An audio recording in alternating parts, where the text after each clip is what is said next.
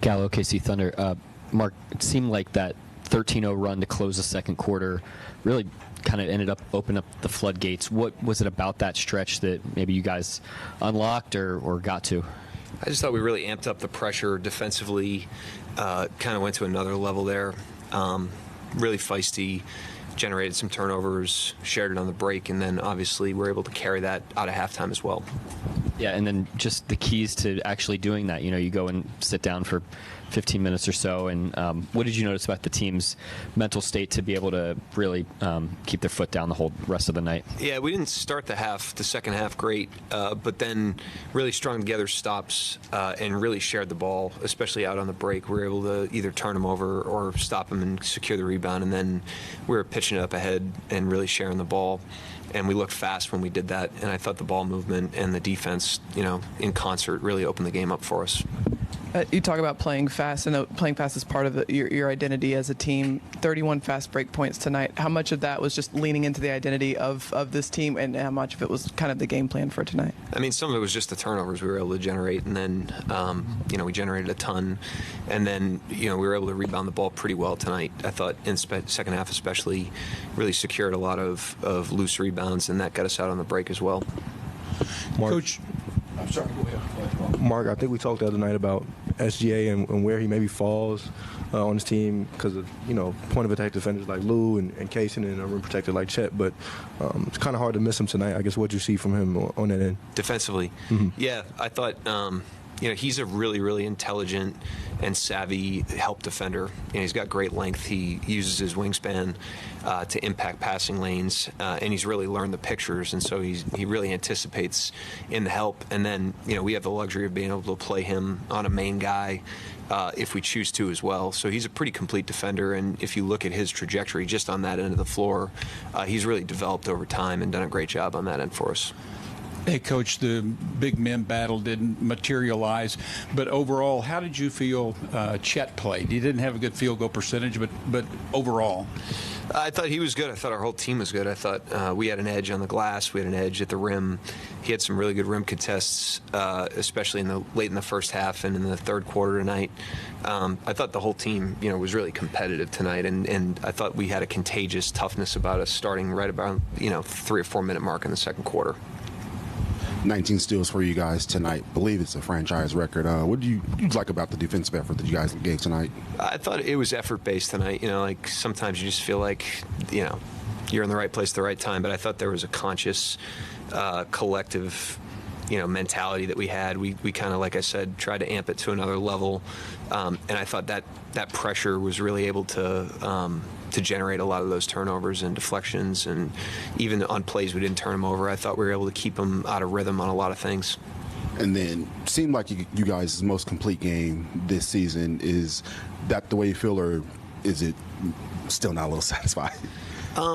No, I mean, certainly satisfied. I thought we, stacked a lot of good possessions tonight, so I'd never take that for granted. I mean, it's just not a linear progression in the season. There's games where you really stack them and you look pretty good on both ends, and then there's games where you regress.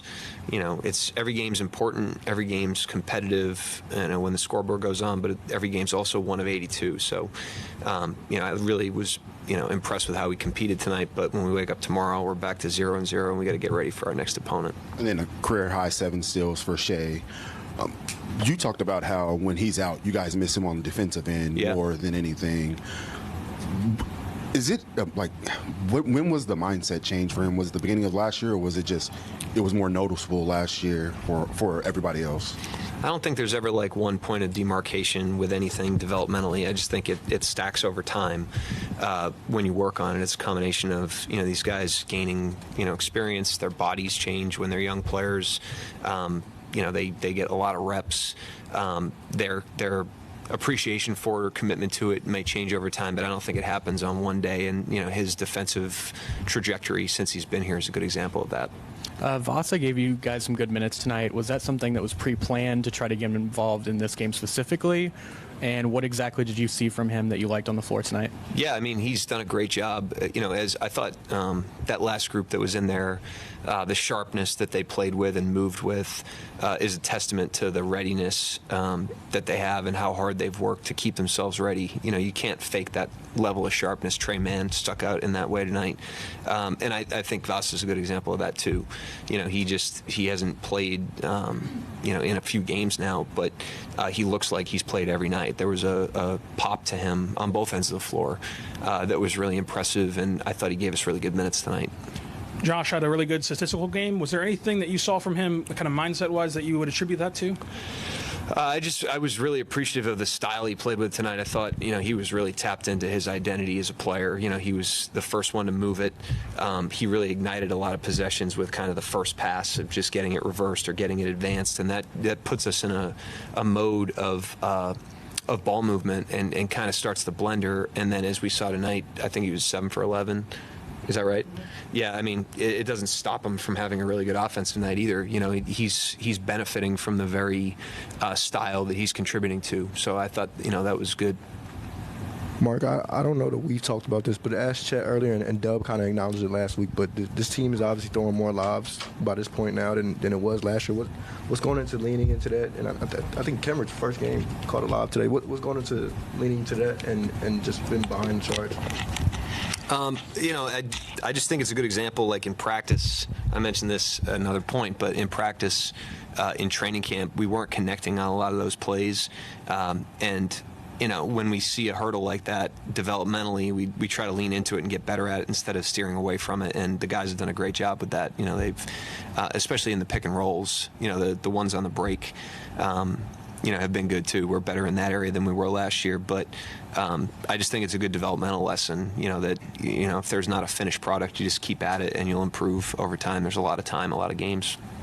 Hey, Mark, with the young core that you guys have and the young core that they're starting to build, do you take a second ever in a game like this and think maybe this is the first of a rivalry that gets built as these two programs sort of build back to being contenders and major players in the Western Conference? No, I just think we have a great respect for them. They're people, they're players, their program.